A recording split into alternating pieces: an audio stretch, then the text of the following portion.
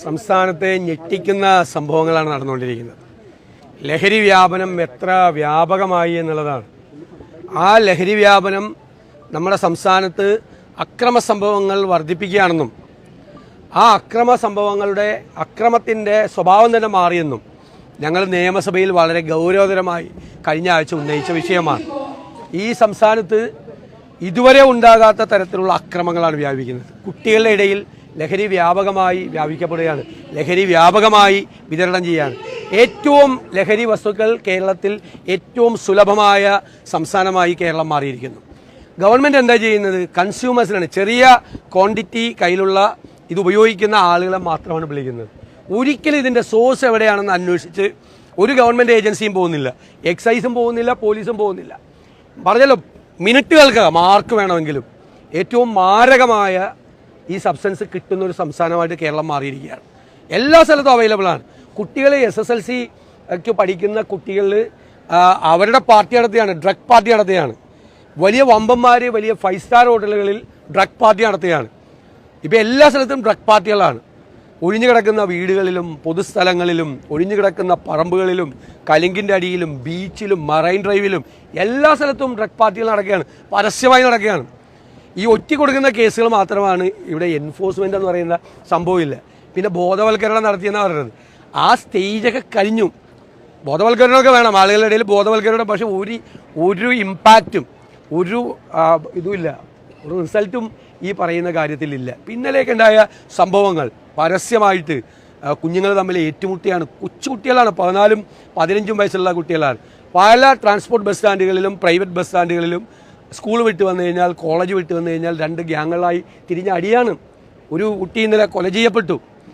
വ്യാപകമായി ക്യാമ്പസുകളിൽ റാഗിംഗ് ആണ്, ഡ്രഗ്സിൻ്റെ അടിസ്ഥാനത്തിലാണ്. ഒരു സൈഡിൽ SFI ആണ്. SFI നേതാക്കന്മാർക്ക് ഡ്രഗ്സ് അടിക്കാനും വെള്ളം അടിക്കാനും പൈസ കൊടുത്തില്ലെങ്കിൽ ക്രൂരമായിട്ടുള്ള റാഗിംഗ് ആണ്. സിദ്ധാർത്ഥിന് സംഭവിച്ചത് ഉൾപ്പെടെയുള്ള കഴിഞ്ഞ ദിവസം കോട്ടയത്ത് ഉണ്ടായ സംഭവം ഉൾപ്പെടെയുള്ള ഒരുപാട് സംഭവങ്ങളുണ്ട്. യൂണിവേഴ്സിറ്റി കോളേജിലെ യൂണിയൻ റൂം എന്ന് പറയുന്നത് ഇടിമുറിയാണ്. ഭിന്നശേഷിക്കാരനായ വിദ്യാർത്ഥി വരെ ആക്രമിക്കപ്പെട്ടു. ഒരു കുട്ടിയെ പോലും സസ്പെൻഡ് ചെയ്തില്ല. സിദ്ധാർത്ഥൻ്റെ സംഭവത്തിൽ സസ്പെൻഡ് ചെയ്യപ്പെട്ട കുട്ടികൾ വീണ്ടും അവരെ റീഇൻസ്റ്റേറ്റ് ചെയ്ത് അവർ പരീക്ഷ എഴുതി കൂളായി നടക്കുകയാണ്. അപ്പോൾ ഗവൺമെൻറ് സ്വന്തം ആൾ ഒരു പൊളിറ്റിക്കൽ പേട്രണേജ്, രാഷ്ട്രീയ രക്ഷാകർതൃത്വം കൊടുക്കുകയാണ്. അറിയപ്പെടുന്ന ആളുകളാണ്. ഈ കാപ്പ കേസിലെ പ്രതികളെ പോലും പാർട്ടിയിലേക്ക് മാലയിട്ട് സ്വീകരിക്കുകയാണ്. പത്തനംതിട്ട മന്ത്രിമാർ പോയി മാലയിട്ട് സ്വീകരിക്കുകയാണ്. അപ്പോൾ ക്രിമിനലുകളും ഗുണ്ടകളും ലഹരി മരുന്ന് മാഫിയയും അഴിഞ്ഞാടുന്ന സംസ്ഥാനമായി കേരളം പോയി. പോലീസിൻ്റെ കൺട്രോളിലോ എക്സൈസിൻ്റെ കൺട്രോളിലോ ഒന്നുമല്ല. ഗവൺമെൻറ്റിന് സ്വന്തക്കാരെ സംരക്ഷിച്ചാൽ മാത്രം മതി. അപകടകരമായ ഈ സ്ഥിതിവിശേഷം ഞങ്ങൾ 2 പ്രാവശ്യം 2022-ലും ഈ കഴിഞ്ഞ ആഴ്ചയിലും നിയമസഭയിൽ കൊണ്ടുവന്നു. പൂർണ്ണമായ പിന്തുണ ഗവൺമെൻറ്റിന് വാഗ്ദാനം ചെയ്തു. ഒരു മൂവ്മെൻറ്റും ഇതിനെ അവസാനിപ്പിക്കുക 2 രീതിയിൽ വേണം. ഒന്ന്, എൻഫോഴ്സ്മെൻറ്റ് തന്നെ നടത്തി ഇതിൻ്റെ സോഴ്സ് എവിടെയാണ്, ഇതിൻ്റെ ഉത്ഭവസ്ഥാനം എവിടെയാണ് എന്ന് കണ്ടെത്തി നമ്മൾ അടയ്ക്കണം. 2, വ്യാപകമായ തരത്തിലൊരു മൂവ്മെൻറ്റ് കേരളത്തിൽ സ്ത്രീകളുടെയും ചെറുപ്പക്കാരുടെയും എല്ലാ ആളുകളും ഉൾപ്പെട്ടൊരു വലിയ മൂവ്മെൻറ്റ് ഇതിനെതിരായിട്ട് ഉണ്ടാണ്. ഇത് 2 സംഭവിക്കുന്നില്ല. ഇത് 2നും ഇനിഷ്യേറ്റീവ് എടുക്കേണ്ടത് സ്റ്റേറ്റ് ഗവൺമെൻറ്റാണ്. അവർ വളരെ നിസ്സംഗതയോടുകൂടി എല്ലാ കാര്യത്തിലും ഒന്നതുപോലെ തന്നെ ഈ കാര്യത്തിലും നിസ്സംഗതയോടുകൂടി നോക്കിയിരിക്കുകയാണ്. കേരളം വലിയ ഭീതിയിലാണ്. രക്ഷകർത്താക്കൾ ഉത്കണ്ഠയിലാണ്.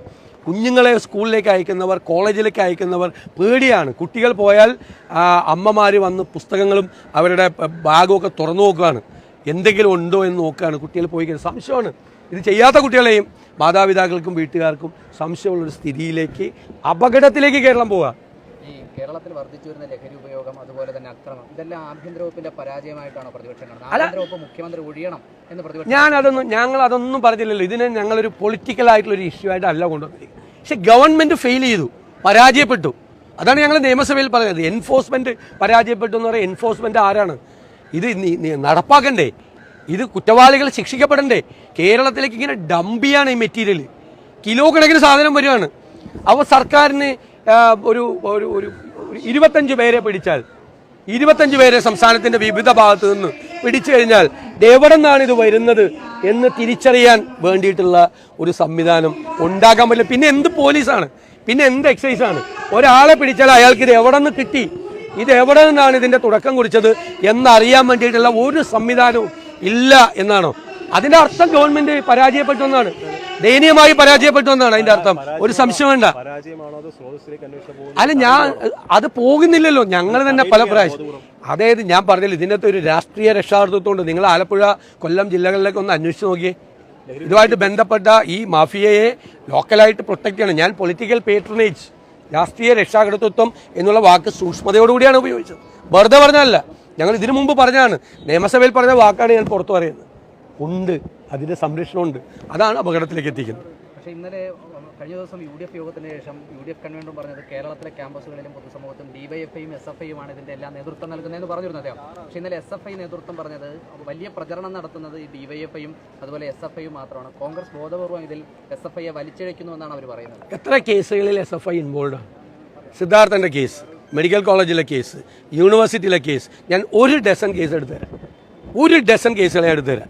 ആലപ്പുഴ ജില്ലയിലെ വിവിധ സംഭവങ്ങൾ 1 ഡസൻ കേസ് ഞാൻ എടുത്തുതരാം. ഇവർ ഇൻവോൾവ് ആയിട്ടുള്ള, പരസ്യമായിട്ടുള്ള, പുറത്തിറക്കിയിട്ടുള്ള കേസ്, പല കേസുകളിലും ഈ ഹോസ്റ്റൽ അതോറിറ്റീസ് മറച്ചു വയ്ക്കുകയാണ്, കോളേജ് അതോറിറ്റീസും മറച്ചു വയ്ക്കുകയാണ്, രക്ഷകർത്താക്കളും മറച്ചു വയ്ക്കുക. കാരണം കുട്ടികളുടെ ഭാവി ഓർത്തും ഈ സ്ഥാപനങ്ങളുടെ റെപ്യൂട്ടേഷൻ ഓർത്തും മറച്ചു വയ്ക്കുകയാണ്. അതുകൊണ്ടാണ് പുറത്തു വരാത്തത്. വ്യാപകമായി നടക്കുകയാണ്. അവർക്ക് ഡോമിനൻസ് ഉള്ള ക്യാമ്പസുകളിൽ അവരിതിൻ്റെ ഏജന്റുമാരായി മാറുന്നുണ്ട്. അത് പറയാതിരിക്കാൻ പറ്റില്ല, ഉണ്ട്. ഞങ്ങളുടെ വിലയിരുത്തലാണ്. ഞങ്ങളിത് പുറത്ത് അല്ല, അസംബ്ലിയിലും പറഞ്ഞിട്ടുണ്ട്, പുറത്തും പറഞ്ഞിട്ടുണ്ട്. അത് യാഥാർത്ഥ്യമാണ്.